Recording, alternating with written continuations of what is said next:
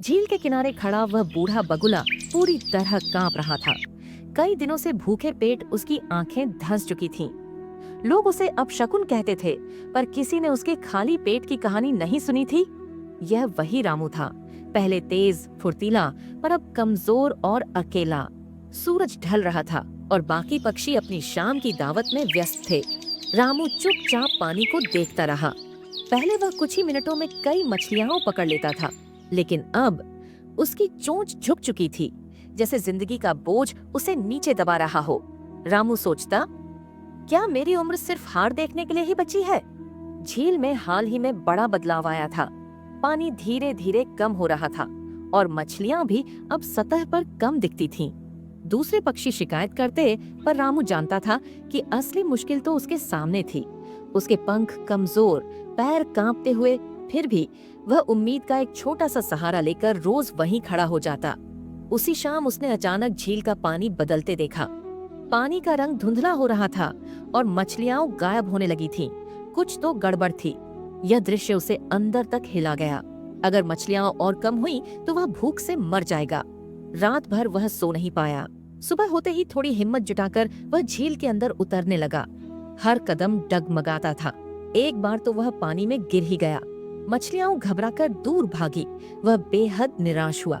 दुनिया की सबसे खतरनाक बात भूख नहीं, हार मान लेना होती है। उसने यह सोचकर फिर से कोशिश की। घंटों बीत गए, पर कुछ हाथ नहीं लगा। रामू थक कर किनारे बैठ गया और आसमान की ओर देखने लगा। प्रकृति माँ, क्या मेरे हिस्से में बस यही दर्द लिखा है? उसी समय अचानक हवा में हलचल हुई। काले बादल उमड़ आए और थोड़ी देर में बारिश शुरू हो गई। कुछ ही मिनटों में झील का पानी धीरे धीरे बढ़ने लगा। सारे पक्षी बारिश से बचने के लिए पेड़ के नीचे जा छिपे, लेकिन नीलू पानी को ध्यान से देख रहा था। बारिश थमते ही उसने कुछ अजीब देखा। पानी साफ हो गया था और छोटी छोटी मछलियां किनारे की तरफ तैरती हुई आ रही थीं। अब रामू का दिल जोर से धड़कने लगा। उसने तुरंत ध्यान से अपनी जगह बनाई। धीरे धीरे उसने अपनी कमजोर चोंच को पानी में डुबोया और पहली बार कई दिनों बाद एक छोटी मछली उसकी चोंच में आ ही गई। उसकी आंखें चमक उठीं। ये जीत छोटी थी, पर उसके लिए किसी चमत्कार से कम नहीं। फिर उसने बार बार वही तरीका अपनाया।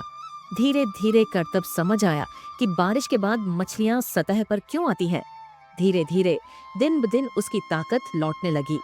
दूसरे पक्षी आश्चर्य में थे। वे पूछते, बूढ़ा होकर भी तू इतना खाना कैसे ढूंढ लेता है? रामू मुस्कुरा देता, जब दुनिया आपको कमजोर समझती है, तभी आपको खुद को मजबूत साबित करना होता है। धीरे धीरे झील का माहौल फिर से सामान्य हो गया, पर रामू अब पहले जैसा नहीं था। वह और ज्यादा समझदार, शांत और संतुलित बन चुका था। दूसरे पक्षियों ने उसका मजाक उड़ाना बंद कर दिया। अब उसे दिमाग वाला बगुला कहा जाने लगा।